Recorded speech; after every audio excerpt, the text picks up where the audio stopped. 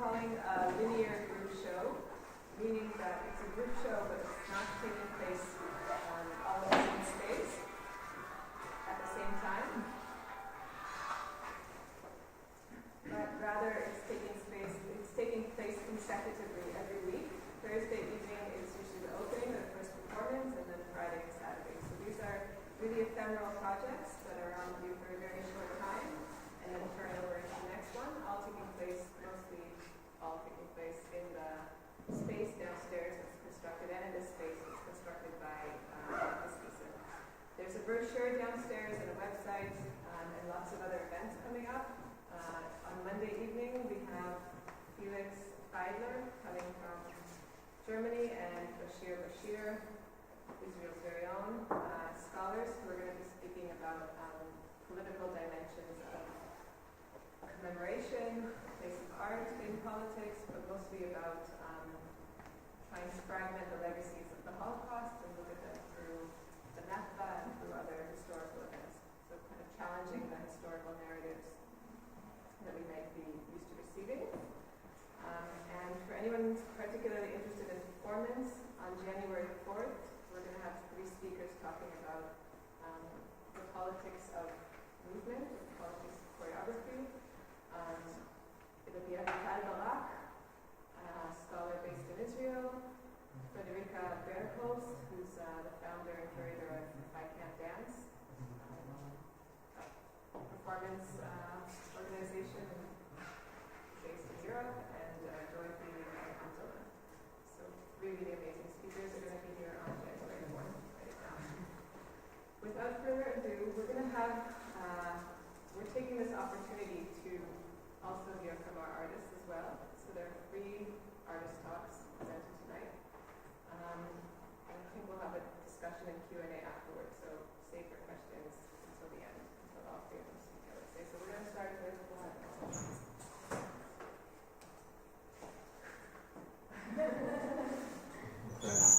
See everybody. Hi everybody, I'm Ohad Fishof. How long do I have?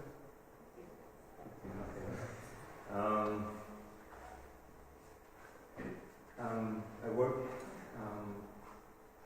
in music and sound, in dance, and in visual art.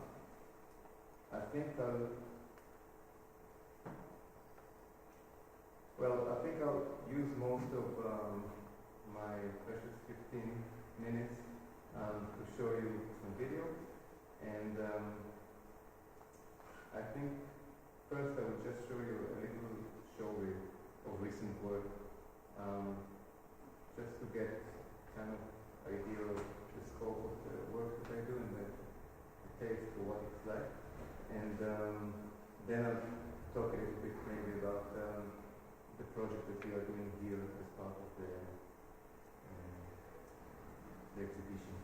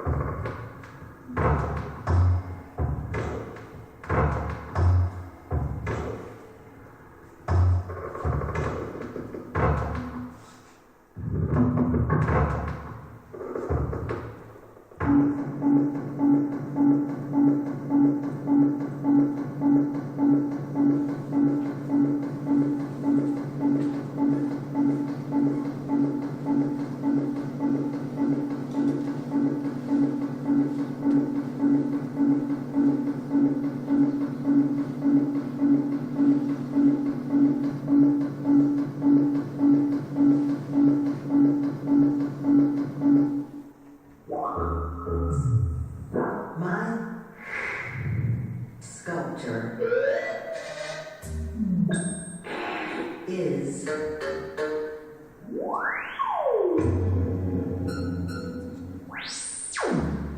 heavy and lonely.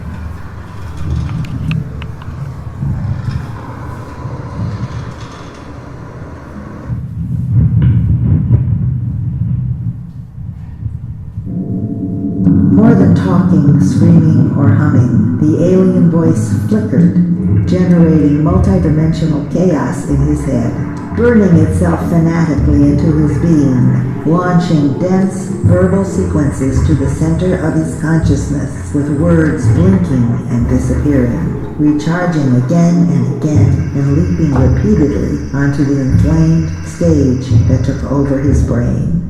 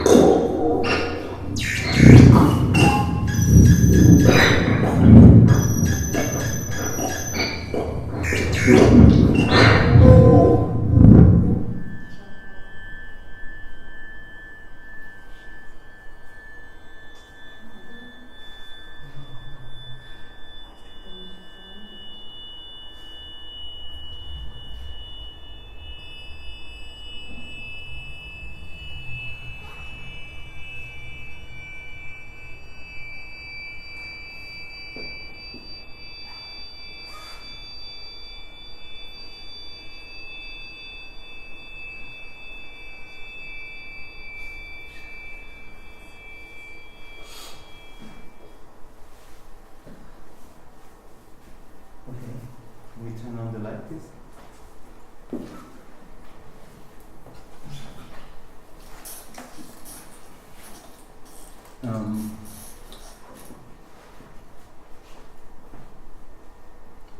The piece that we are presenting here is called The Burnt Room.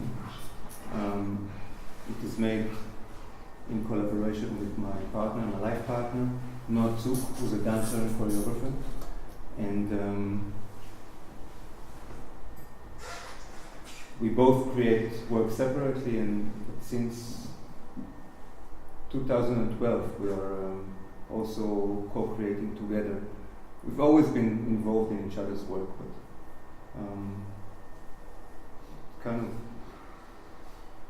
it was about 10 years after we got together that we actually started to make pieces together.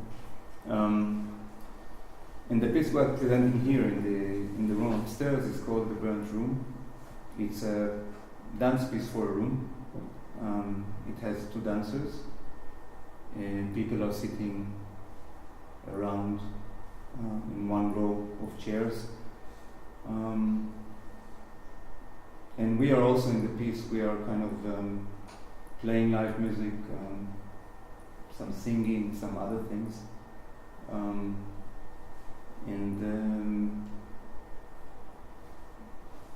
I hope you can come and see it. I think maybe some of you know already saw it. For us, what was really special about this project, which is called Conditions for Political Choreography, was the conditions. It was a kind of a residence, and we got to use the space upstairs to create a piece, which was a very special situation for us. First of all, because usually we have to move between studios and spend a lot of effort about renting spaces and making sure that we have somewhere to work. But also, more significantly, the possibility to create for the place in which we are performing is a luxury for us. And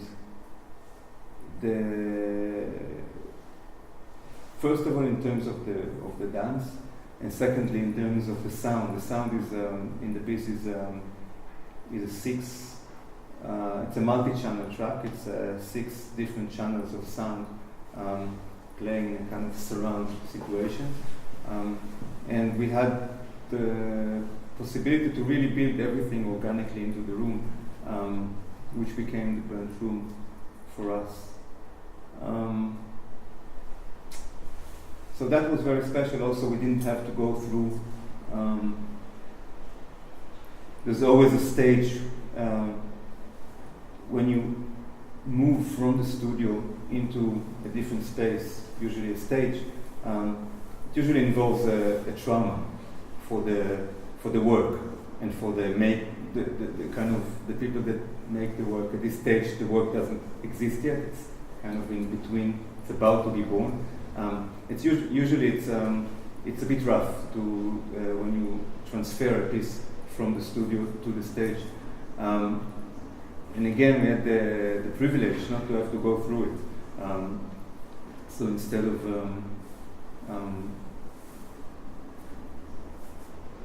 coming to the people come to see us where it was all initiated. So these are kind of, it sounds trivial maybe. It's not, these are simple things, but they are very meaningful for us, for the process of creation. We have many ideas when we come to start and create. And some of those ideas very easily and immediately find their way into the final creation. But I would say that most of these ideas are ideas that are being initiated and discovered during the process. The process is really, the initial ideas are really just a starting point most of the times, and it's all happening in the studio when we work. So those conditions are actually very influential and important and meaningful.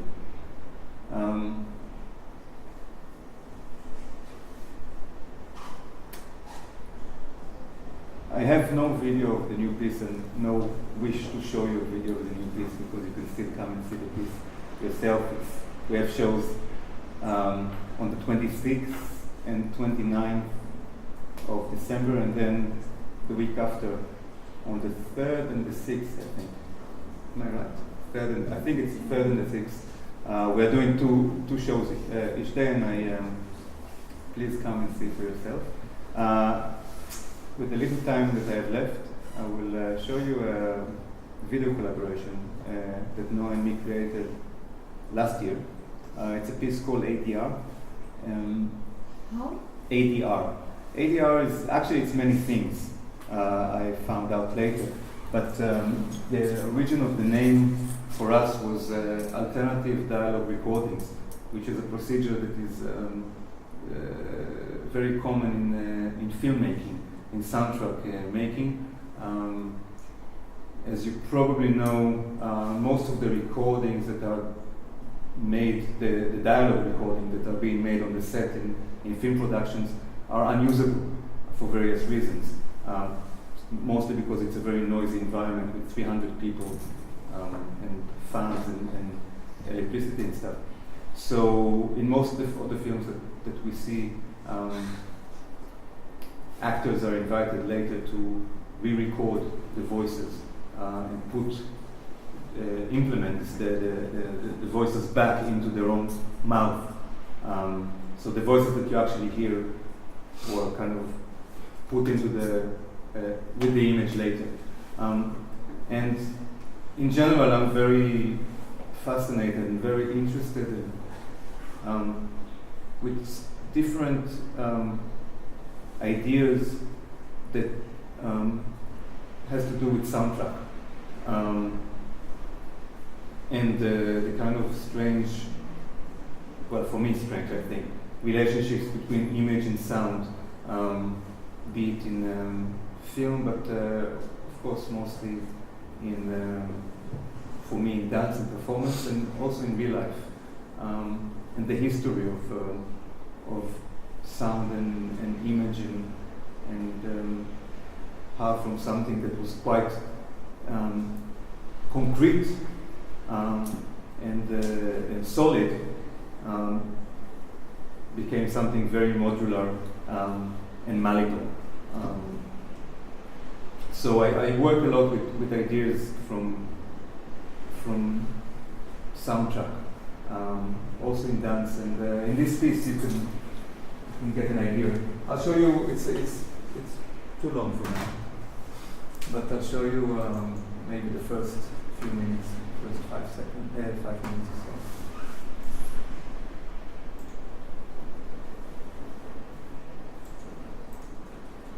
Can you turn off the light?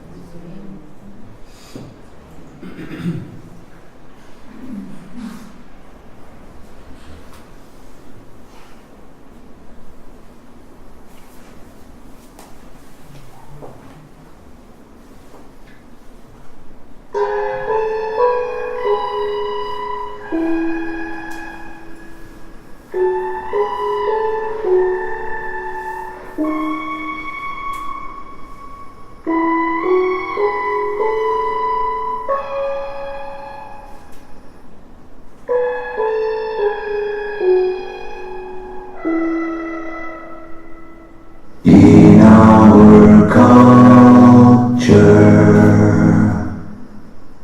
in our systems, in our countdowns, in our unders.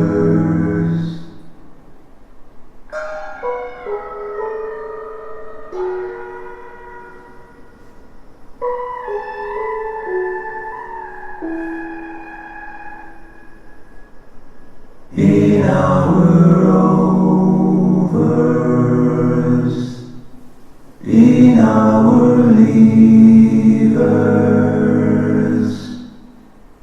in our dreams, they're not what they seem. In our cars, aren't they lovely?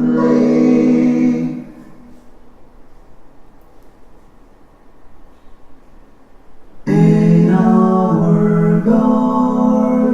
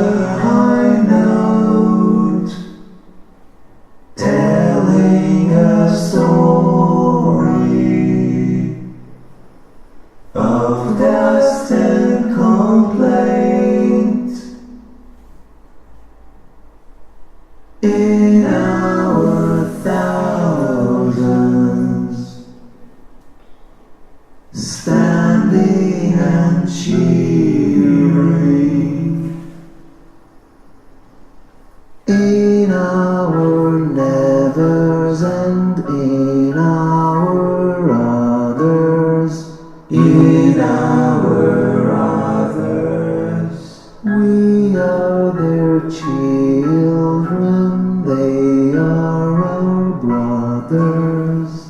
In our culture, in our befores and in our becomings, in our systems, in our afters and in our timing, in our levers, in our time,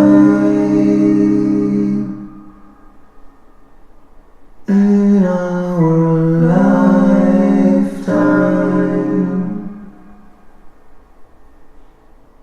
in our skies. The language is secret.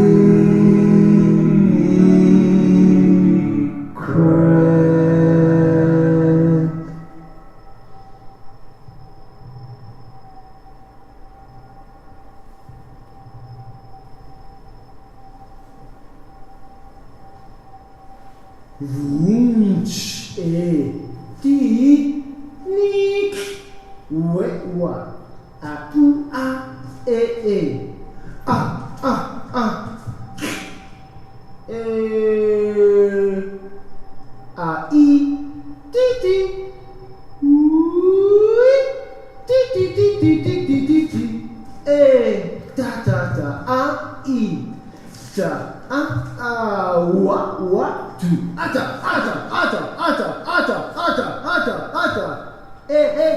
ni vrum we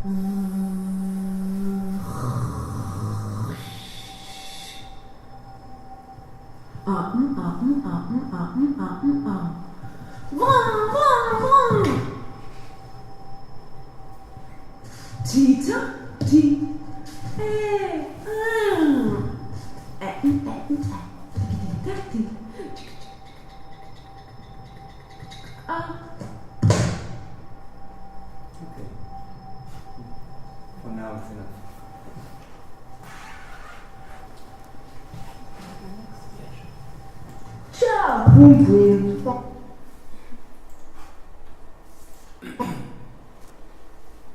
Thank you.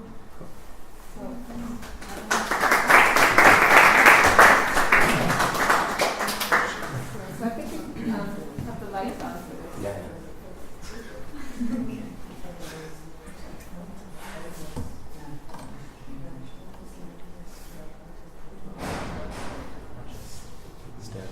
Do you want to turn that, or because you're going to use it after? Yeah, we use it after, but we can. I'll just stand on the side. That's fine. Perfect. And then stand, it's a bit easy. Hey, I'm Adam. I live between Berlin and Los Angeles, and I was trained as a dancer. I consider myself a choreographer, but I work between both theater contexts and more visual art spaces or productive models. I'll do a real condensed sum up of things, but basically I was started making theater works made for the stage, that were augmented with light and scenography and really took the pictorial frame of the theater into account, and started to be invited to show these works in white spaces. And I felt that was really a dilution of these works, so I was kind of sacrificing the specific graphic and temporal kind of craft of how you make something for the theater, and showing it in a space where, you know, the viewing operation is liberal. People can come and go as they want. There's a very different economy. These are spaces that have been conditioned to display and collect objects predominantly, in terms of kind of 20th century model of the theater, of the museum as we know it. So, taking this into account, I really wanted to put forward an agenda of choreography and the specific kind of parameters of a choreographic thinking, but not necessarily only show my work in the theater. So I started to develop a series of works that I call choreographic services. And over the last 5 years, I've been busy making and providing these services, and I continued making works for the theater. I'll just cut in there and say, in general, I think my work is kind of busy with what constitutes a language, be it a physical language or a verbal language, and kind of thinking through the almost like systemic conditioning that gives birth to any language. So I've worked a lot thinking about genres of dance, what constitutes a genre of dance. I've worked a lot thinking about how the kind of overly linguistic operation of verbal language meets a kind of ambiguous, more expressive language of the moving body, and also thinking about how we consider certain forms to be high art and others to be low art. So thinking about this kind of social value that's put on different languages or genres. So that's kind of what I've been busy with. But coming back to the services, I didn't know that I was going to make a format of work, and that it was going to be such a kind of strictly defined operation or format for my work outside of the theater. And I really just started with this gesture, which was I was kind of in the studio, and I was super interested in this faggy wrist, and what this faggy wrist could do, and at the same time, I could use it in a very ornamental way, but I could also use it in a kind of functional way to dust. And I was kind of interested in that binary, and it kind of put a very embellished inflection on how we consider functional movement. So if my presence with this action actually had a very particular purpose, I could kind of make this this highly embellished ornamental action kind of functional with my intention. So I leapt out from that action and started to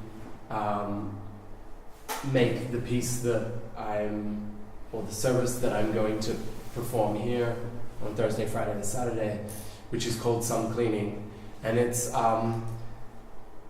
basically the premise for all of the services that I've made, which are 4 now, is that the choreography can be hired per hour or per day, that it proposes to transform or serve something in the space, and that it cannot be acquired or possessed, but it can be facilitated or patroned. So in this case, in collaboration with CCA, Neue Berliner Kunstverein becomes the client, and they have hired 9 hours of some cleaning over 3 days.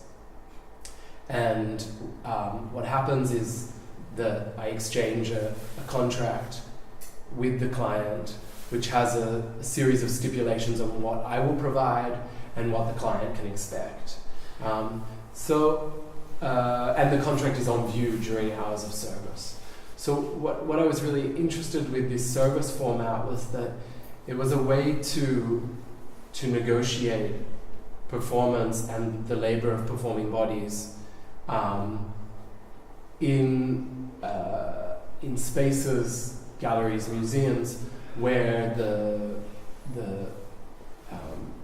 model for taking care of artworks is not kind of attuned to that of performance. And it's been a way of me putting forward a certain ethic with how I want to work in these spaces. I think of the services as potentially opening up readings from several angles or multiple angles, in that they balance between this definition of what we consider artistic labor and what we consider kind of functional or purposeful labor, and they also put forward a alternative economy to that which is object-based, which would be that we make something lasting, that we make something of, produce something of inanimate material that can be sold, acquired, transferred, and therefore speculated upon. And so with the services, it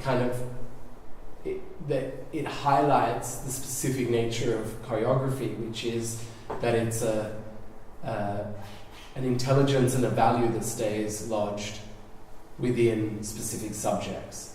So with my services, they're always performed, or they attempt to be performed by the same people. So you're not hiring a choreographic score that can be activated by kind of dispensable subjects. So I don't go from Tel Aviv to Sao Paulo to London working with different people, and the idea of the work reigns supreme. But when the services are hired from in different places, it's that you're hiring Adam Linder, or you're hiring Delphine Gabory, or you're hiring Justin Kennedy. So it puts forward again this kind of ethic of substantiating the specific work of specific performers.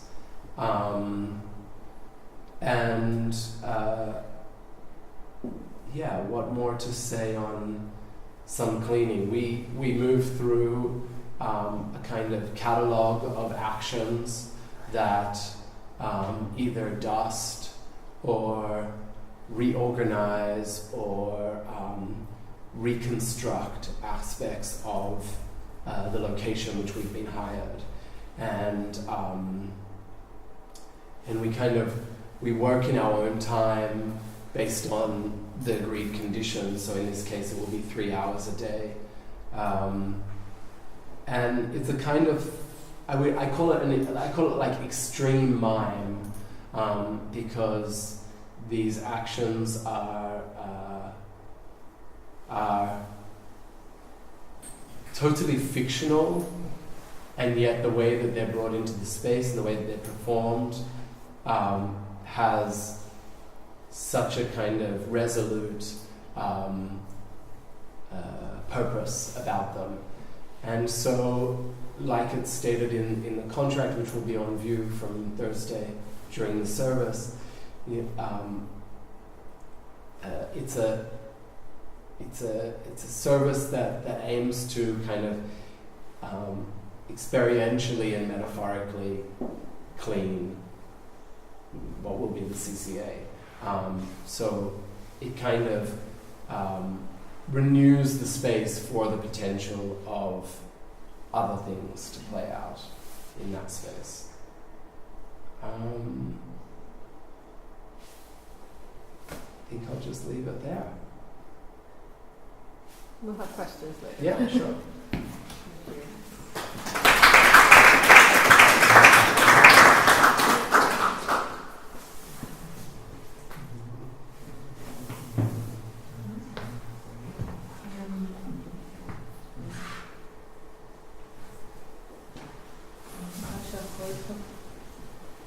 I use the Holocaust Memorial rules as my pen. See if it works.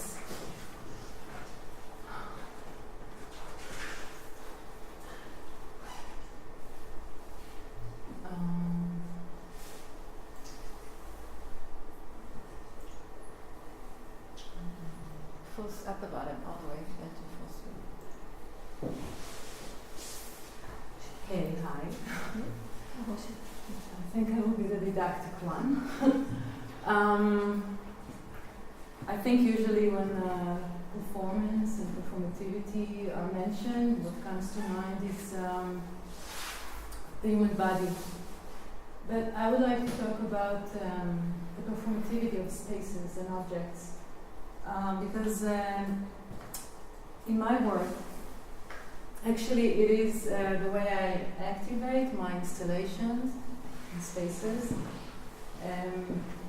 that kind of as performative stages or platform, this activation creates and repositions the viewer as a performer. So I'm not working with performers, I'm working with the audience that becomes one, or the people who are part of the institute or the space with which I work.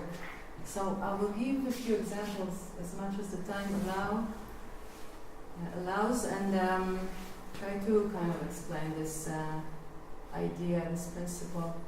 And it's important for me to say that when I say that the viewer becomes a performer, then it's a very subtle kind of it's like I would say it's a borderline kind of performativity.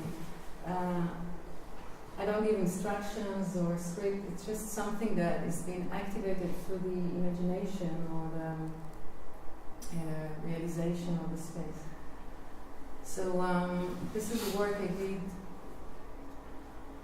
a year and a half ago. It's called I'm So Broke I Can't Pay Attention.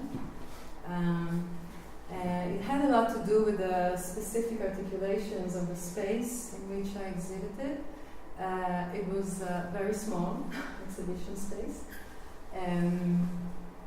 It was a storefront space, and it was in New York, in Chinatown. And since at that time I was very much interested in currencies, exchange, then immediately I thought to make this space, to turn it into a currency exchange booth, which looked quite deceiving for the people in the street.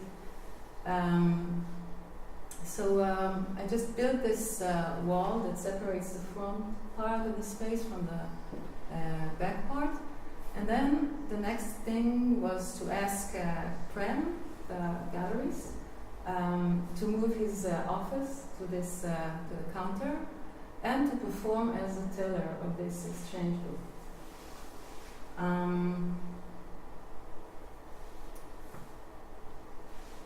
So immediately when the audience, the viewers in this case, stepped into the space, they were caught in my scenario.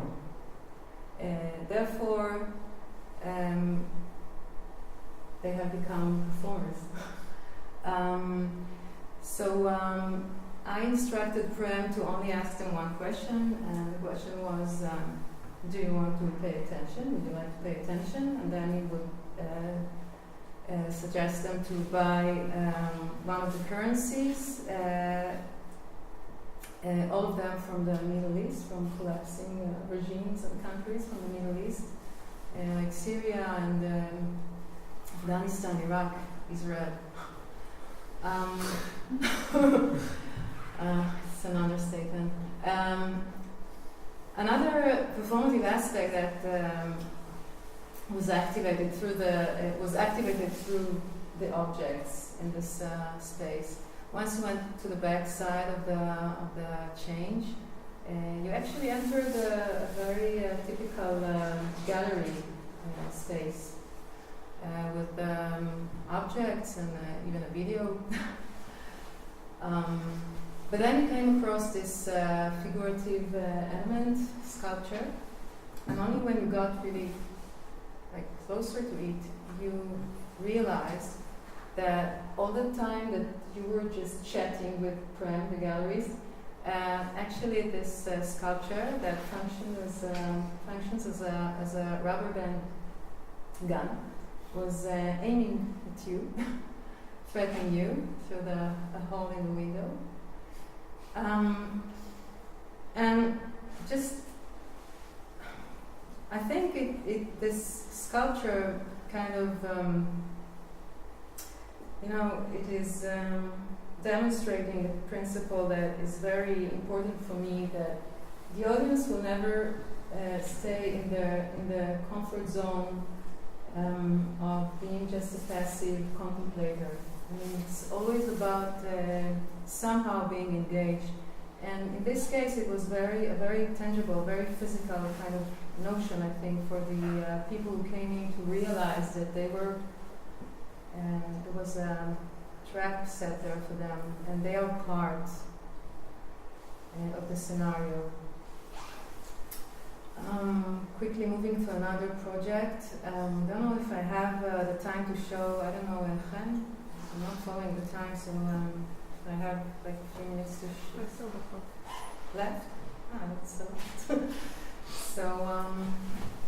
Okay, so this is another project that is now showing in the São Paulo Biennial, and I don't know where it's the video is.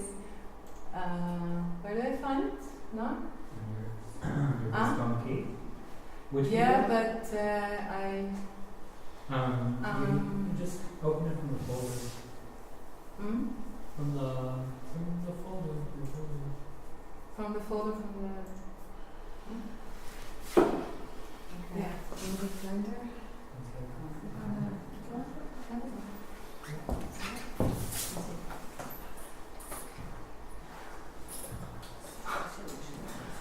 I'll explain a little bit about this. It's a video installation, and this time the video is the major.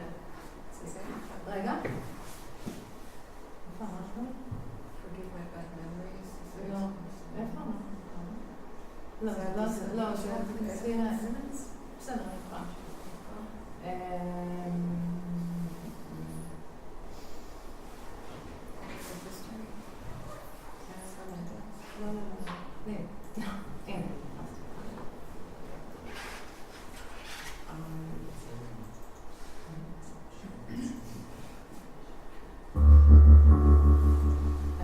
One second, stop.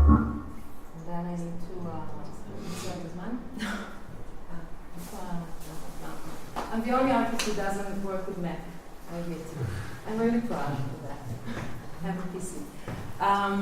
So Running Out of History is a video work that really generally deals with smuggling. And smuggling is very movemental, I would say, method. It's all about this ability to move freely and trace new paths in existing orders and borders.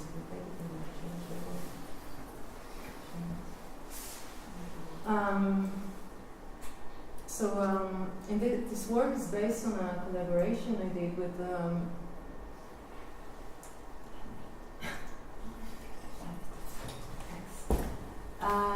it is based. One second. Almost there.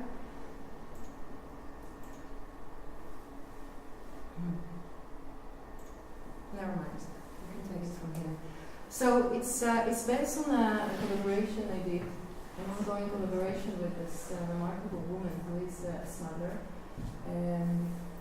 Her name is Galuski. She's an Israeli, and for the last 5 years she's been smuggling humanitarian aid into Syria herself.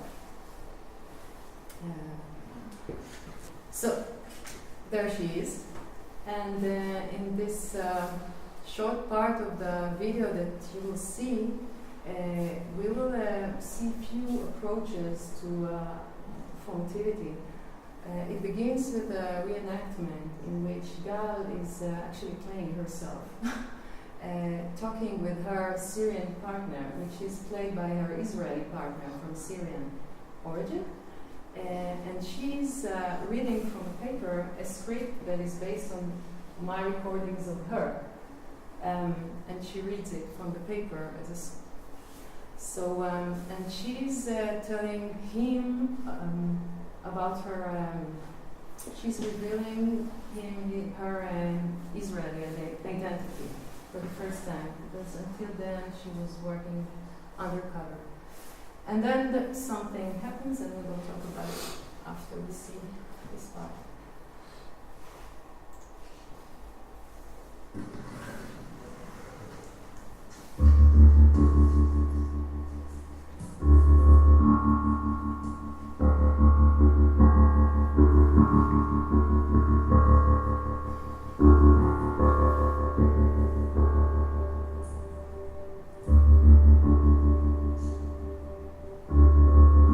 ואז הוא מקריא את הטקסט של הכרטיס.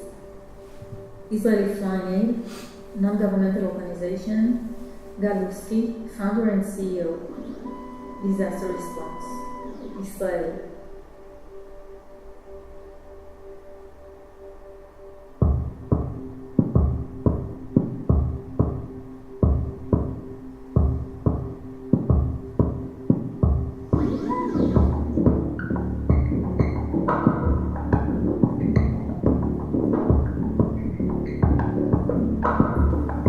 בהתחלה הוא פשוט שאל איפה מצאת את זה, איך זה הגיע לידיים שלך.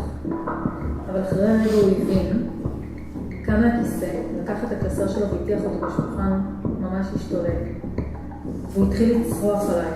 הוא אמר, המשפט הראשון שהוא אמר, עכשיו אני מבין, את בכלל לא חברת אויב. ועבר לערבית והתחיל לקלל, והכל רץ לו בראש, מי אני ומה אני, ואיך זה יכול להיות. ואז הוא נסח את הדברים שלו, ואמרתי לו, אני יכולה לדבר? אמר לי לא, את עכשיו תשתקי.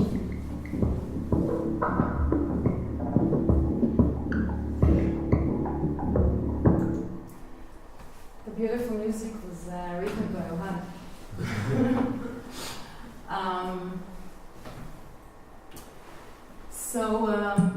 As you notice,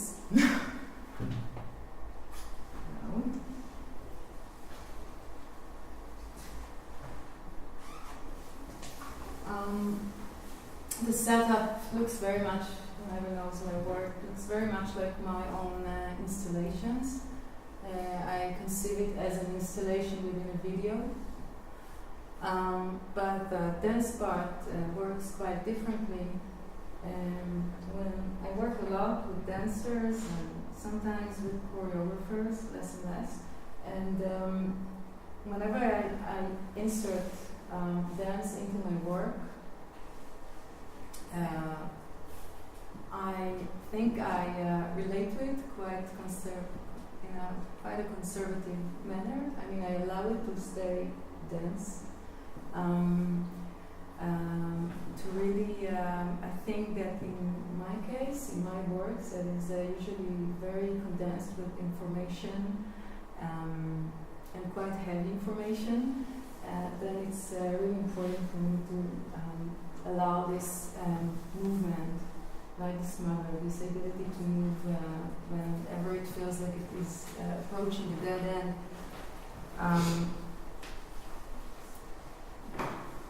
And then finally, I will relate to the work I did for. I just wanted to mention that in order to get to this screening,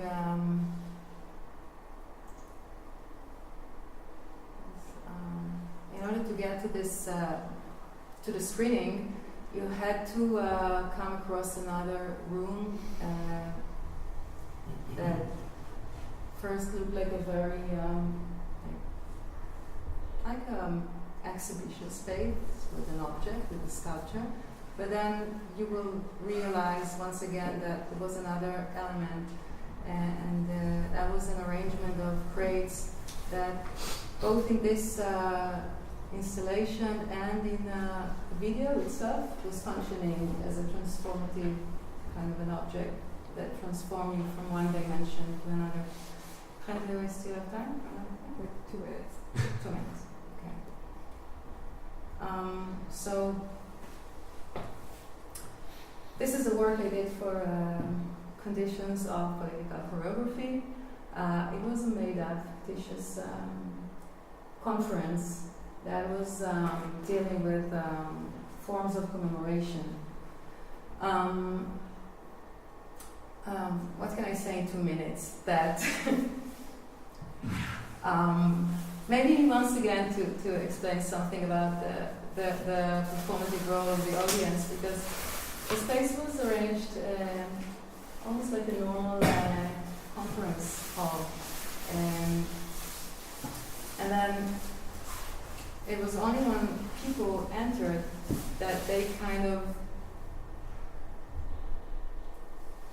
for me it was a performative moment, because they were not just people sitting in an exhibition room viewing a video, but they were actually people who are taking part in a conference, looking at a PowerPoint presentation. At the back side of this installation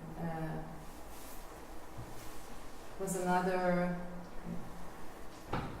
maybe a more direct kind of a performative moment.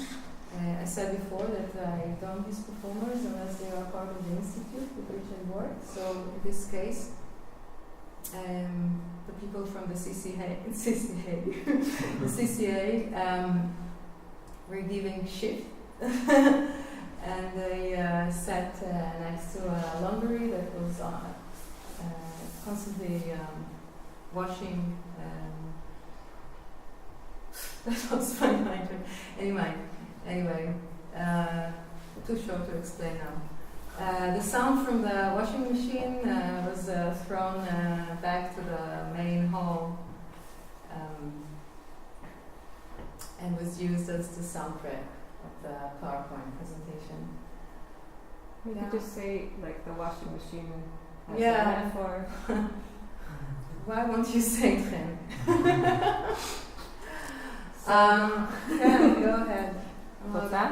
Yes, please. So the conference was called Learning from the Washing Machine Philosophy, and it took the washing machine as a metaphor for maybe laundering, I could say, going through cycles of conflict, intensive being war, political conflict, and refugee crises and things like that. Delicate is afterwards, so it's the reconstruction and getting back to the third phase, which is the normal phase. It's also about cycles of commemoration, and I would say laundering or washing our consciousness. So there was also a metaphor of a funeral that was part of the installation, and it was The funeral was for the conference, as the academic forum to discuss non-academic issues.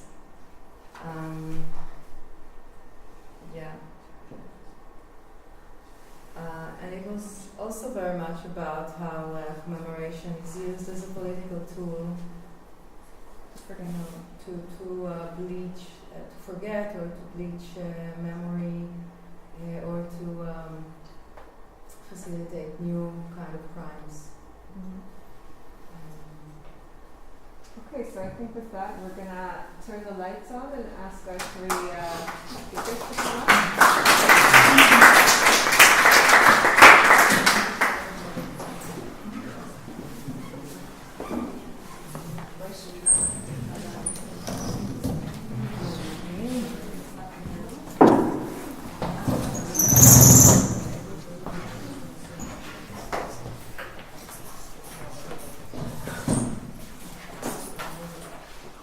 So this is going to be just an informal, I promised Adam it wouldn't be a panel conversation. This really is a chance to ask the artists. I just want to say that I find each of your practices extremely inspirational in how they bleed through what we are always taught to be different disciplines. And all three of you in different ways really challenge what an exhibition can be, which is really an inspiration for this project. In general, for Conditions of Political Choreography, where we're trying to, as an institution, push the boundaries of what an institution can look like, how it can function, how an audience can view and take in work and create a narrative through the different works that are presented. So thank you for being awesome artists. Thank you for inviting us to take part. It's awesome project. So I have questions, but I think it's probably great to hear from some of you. Yeah. You spoke before what seemed to be a discourse about labor, about how people work, their contracts, what they do, what actions they do, and you said that you had some kind of resistance to having objects in space, or something like that. So I wanted to know if it's a critical discourse, and what if there is a critique about what is that? I think it comes from the fact that I don't make objects. I work with dance. That's the kind of material that I'm busy with. In my work, I don't have any animosity or towards object-based practices. I just don't have one. So in a world where we're so kind of conditioned to worship and accrue and value material possessions, be them everyday items to completely elevated works of art, I wanted to think through how choreography can have a value and be on the market, but not produce something that is left over or not work with inanimate matter. So rather than it being like a critique or a practice that is against something, I like to think that it's for something. So it's advocating for a particular economy for choreography rather than advocating against something. What kind of economy? Well, it's this per hour, per day service format. So it's an economy that is specific to the particular bodies that fulfill these services, and they are remunerated based on the amount of work that they do and what they can provide. It's a remuneration process that does not pertain to the kind of delayed economy that a lot of artwork and art production. So in this way that you would potentially from an art institution have a commission, make a work, or have it be invited for a solo show, make a work, make a series of new works, show them. The institution becomes a place of interfacing the work with the public, and then it goes back into a kind of an inventory of a gallery that later sells them on, I'm trying to collapse this because that can't exist for the performing body. So it has to be remunerated for the time with which it's active and working. Can I relate to this? Sure. I actually think that by inviting into the exhibition space a choreography or performative art, then you immediately, whether you would like it or not, subject it to the logic of the art market, which can buy anything. And then in that sense, it is the performance that becomes an object. I think also in the way we perceive it, in the way we view it. It comes from the tradition of viewing objects and not from the tradition so much of viewing an art, a dance work, for instance. So there is a very interesting thing there. And then, we know from this very current time of performance works that were bought, were bought by museums and private collectors. So it says more about the art market than about, I think, the intentions of the people behind these works.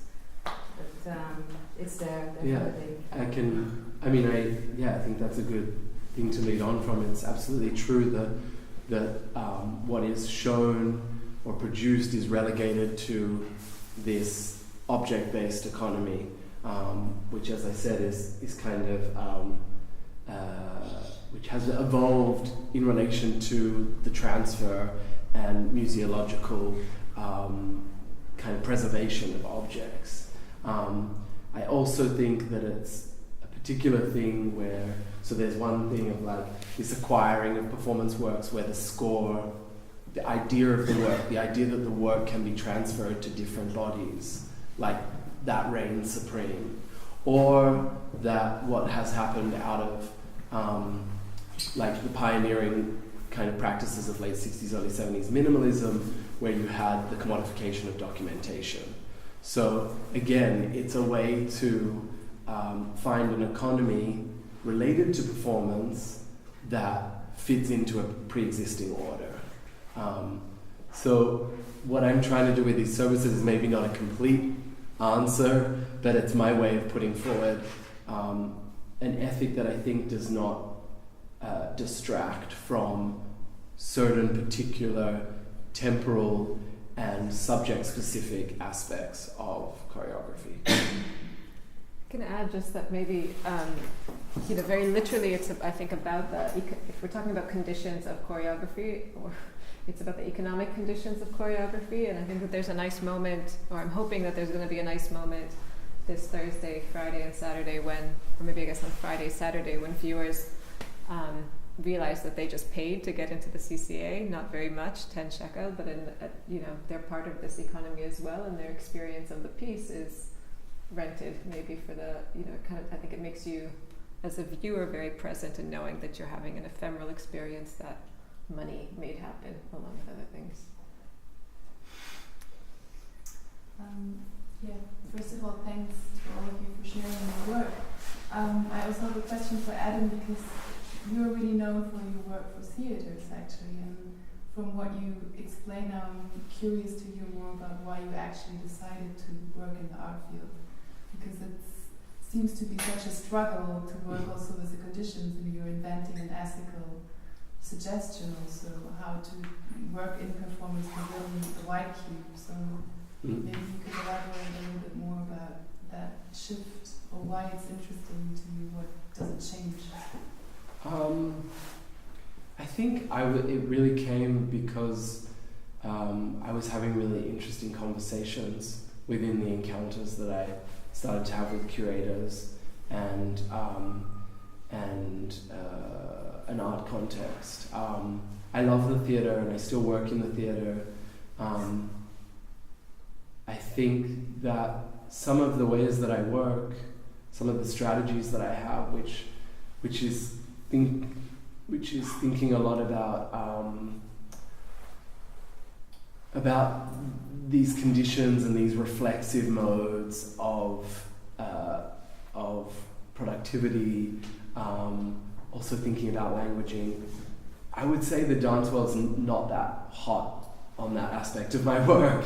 So in a way, I started to be invited into the visual art world, and that's also coincided with just having more opportunities there, and the more you're visible in one realm and starting to be involved in those discussions, the more that those discussions continue. So I would kind of counter that claim and say that actually my work has been much more supported and elevated in the last 5 years in the visual arts in that way. Not that I've turned my back on dance. I work with dance, but I think it's the way that I frame it and the operations that I take are just not as interesting for a kind of dance audience in that way. Where the theatre is a given, it's like the frame is I'm a lot thinking about the frame and reflecting on the frame, and I think generally, I'm being really general here, but the theatre is the frame of the theatre is a given. Even if you're making a work where you defy the frame of the theatre, it's still the frame of the theatre. Thank you guys. I actually have a question for Ohad. I saw the burnt room and I thought it was really thought-provoking and beautiful, and I just wanted to hear more from your perspective about the birth of the work themes other than fitting it to the space. Okay.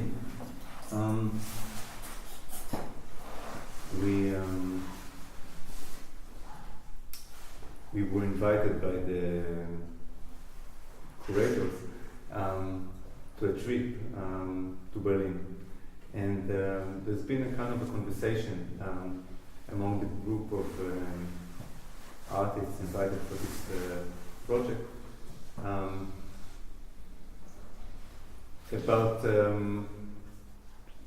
about the nature of the project, and should it have a kind of does it have is it a group show with a theme? Does it have a theme? Is there a theme just by the fact that we are Germans and Israelis, Australians, that work in Germany or coming through Germany? And anyway, in any case, so that was in the air, and then we were invited to Berlin. First they came here, and they were taken to see different projects and things, and Yad Vashem and alternative Yad Vashems and things like that. And then we were invited to Berlin, and we had a really interesting, sometimes annoying tour of Berlin through some of its monuments, some of its relatively recent monuments, and the guy who was showing doing the tour was named Felix. He's coming next week to do a talk here, and I didn't know how this is going to be related to our work, because we don't work with kind of themes like that, or we don't relate our work so much to I cannot say my work is about this or about that, or it's related. But then we had this piece, and we had this idea of these two characters, and we had two dancers, a man and a woman, and they have exactly the same physiques, almost exactly the same physiques, they're the same height, and they're very, they work well together, like just on a very kind of physiological level. And the name of the German curator of the project is Sophie. So we decided to call this character Sophie and Felix, and that would be like our way of being influenced by this process and our way of embracing, just the situation, just by taking these people's names. So we had characters. And then, so we had characters, we had names, we had these names for the characters, and so we thought we need to do something with the names, and with the fact that they have names. And I like names, I like making up names, and I like thinking about names, and I like the fact that once you give something a name, it changes it. And I think when you're in dance, you're immediately, because it's not literal, so immediately you're in the realm of, I think, mythology, and ritual. So once you have, two characters and you give them the names, so they become these men and women, and they become this archetype of a couple, archetype of a man, like an Adam and Eve sort of thing. So that happened. That was one of the things that happened in the piece and started it. And the other thing that happened was that I really,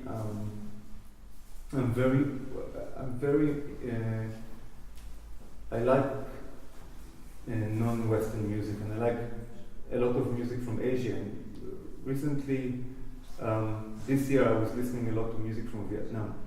And one of the things that I really like about the staging of a lot of Asian music is the way that the musicians sit on the side. And they're part of the theater, but they have their own area and they sit on the floor. So when we decided that I'm going to be part of the piece, I'm going to make the music live, I wanted to have this kind of relationship of the musician sitting on the floor and becoming part of the room, part of the piece. Very much like in a folk kind of setup,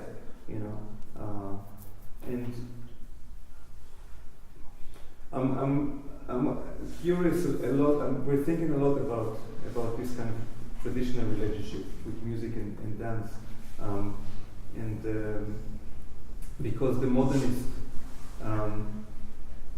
tradition was really pushing forward either a break between the real sound of things or the original sound of things, or the kind of coherent sound of things and what they are, and suggested a kind of either a distract or a kind of poetic relationship between sound and movement, especially if we think of dance. And for folk forms, dance and music are kind of one thing. There are certain languages in Africa where you don't get two words for music and dance, because these things are not conceived as separate, or it's not even possible to think about them separately. They exist as one unit. And I'm interested about thinking a lot about this kind of journey, amazing journey, when this started, and how slowly it became kind of modular, and the sound was divorced from the action and from the music and from the body and from the steps, and things started to travel freely in space like ghosts. So that was in my mind, and I don't know how, it's hard for me sometimes to draw the lines into what you saw, because I think so many goes into a piece. Once you start working on a piece, so much stuff going into the piece. And I think the piece, I mean, it's definitely a cliche, and a lot of people always say that. That's how it became a cliche. But it's true that the piece gets its own life of its own. And in that, I think what I mean is that the more I kind of live, the longer I live, the more skeptical I am about the intention of the artist. I think there's a strong level of determinism in the making of art. And I think that an artist can have kind of full control over their intention when they make one image or one gesture. But over the course of a life of creation, over the course of a body of work, and also over the course of a 50 minutes piece of dance, something that has duration, and that a lot of things, a lot of information is inside of it. You know, there's a lot going on. I think what will happen, what would feed the work is who you are and what you are, your temperament, your circumstances, your abilities, your limitations, everything that you are, not so much what you want the piece to be. Of course, you have control, you have some control, but I think, you know, it's all going to appear there. It's all going to enter it. And so it's many things, you know. But yeah, I mean, these are maybe some of the things. I can go on. You know, my aunt who saw the piece, who obviously had no idea about your trip to Berlin and who Sophie and Felix were after the show, she's like, so happiness and wisdom, right? This is what this is about, because Felix and Sophie, that was her interpretation from the Latin. So it's like a really nice. That's good, I haven't heard this one. Yeah. Yeah. There was a question here. Ask Adam about about the word service, because for me, when you say service, it's like it doesn't really part of the exhibition. It's more like part of the space. Like you have, this is like this space. You give this space service, but it's like it's more part of the space rather than a piece of art that belongs to that is part of the exhibition, and then it creates kind of relationship between how everything like what is the meaning of things in relation to your presence there. I was wondering why did you choose the word service? And I'll just add one more thing in relation to the other work that Ohad and Michal showed. Like I'm interested in understanding how, when you get into a space, so do you find any, like that it has its own boundaries of what you can or cannot do? Like, do you feel there are things that you can or cannot do, or the meaning of the action changes probably in different spaces? So how do you, I'm wondering how you experience it.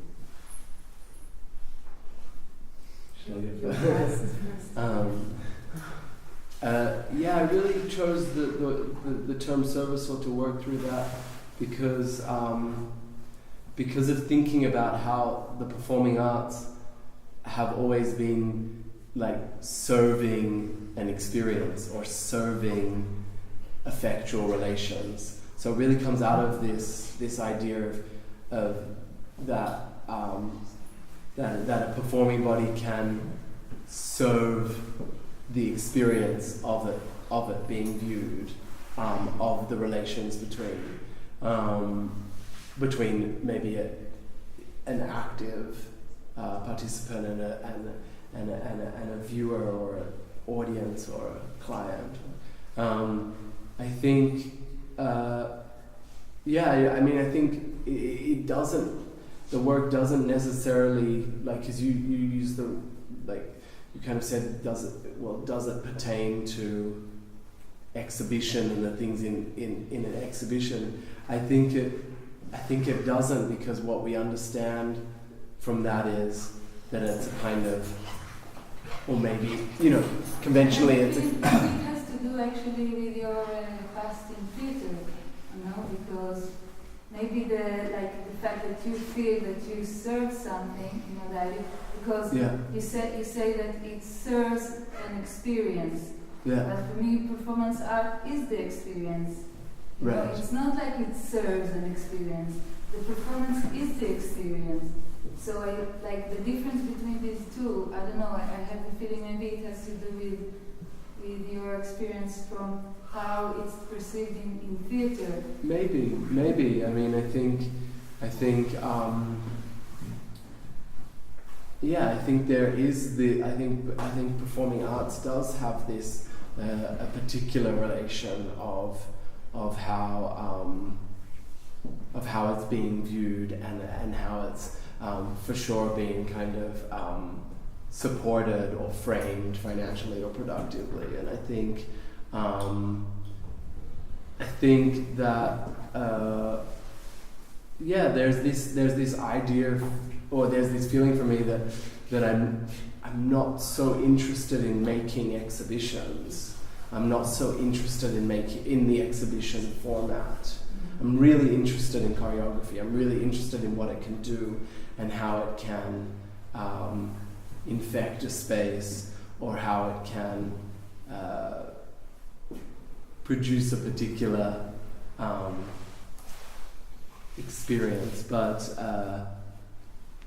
I guess it's a way for me to just move aside from this kind of this existing understanding of the display, the collection, the movement of objects, and also I mean the performance. When you talk about this idea of the performance being, it doesn't serve. I mean, we're talking then in semantic kind of differences, but I think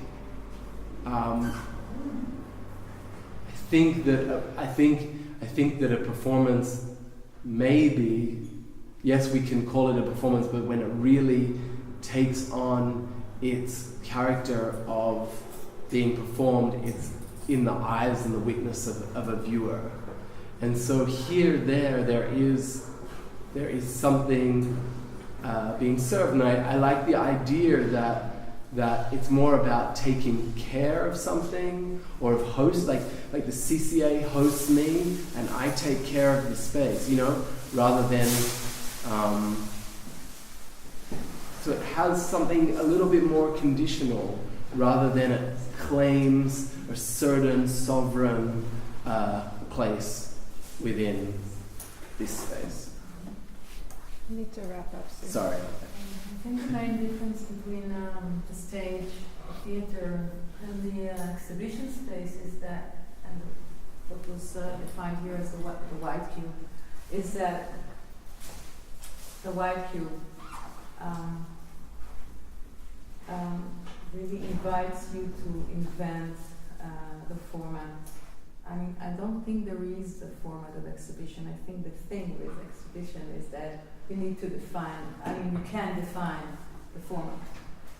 So for me, the space is a starting point, very essential. I cannot even start thinking about the work without really figuring out the specificality of the space, the specifications, and how they can be used, and how they can be used, first of all, to create a new platform, to think of whatever will after that enter the space.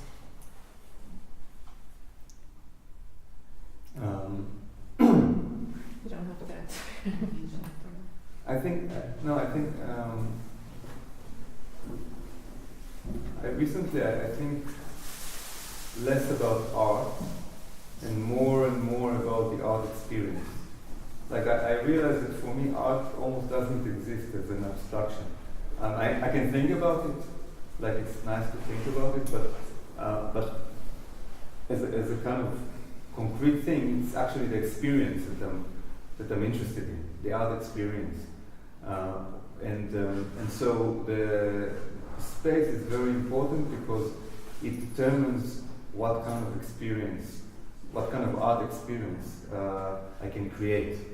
And so, for example, here, the space that we work in, it takes a long time usually to look at the space and to kind of meditate on the space and to understand what is it about it, what kind of thing you can do in this space, what it allows you to do, what doesn't belong here, it doesn't belong to this.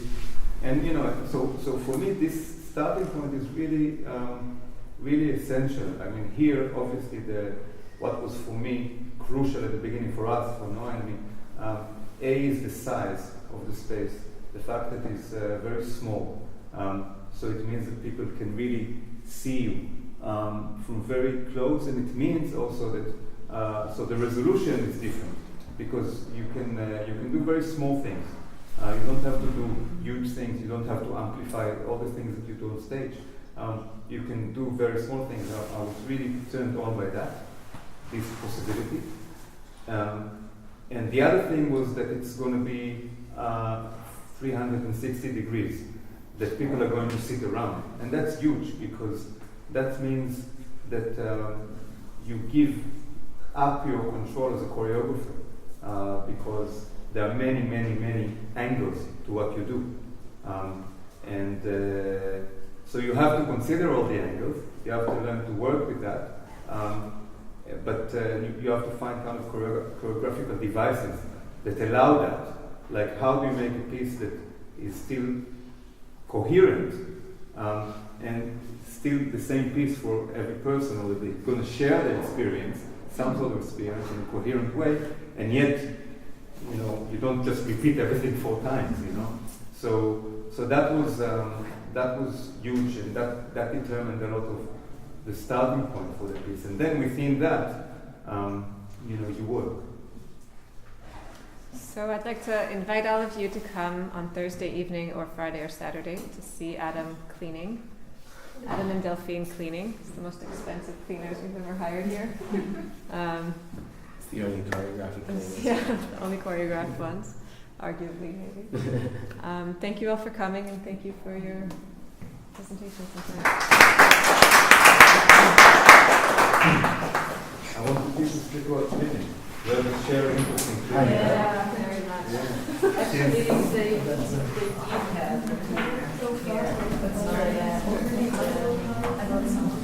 Just to share. And shall we? Yeah, he was somebody here. Works. yeah, and had a variety of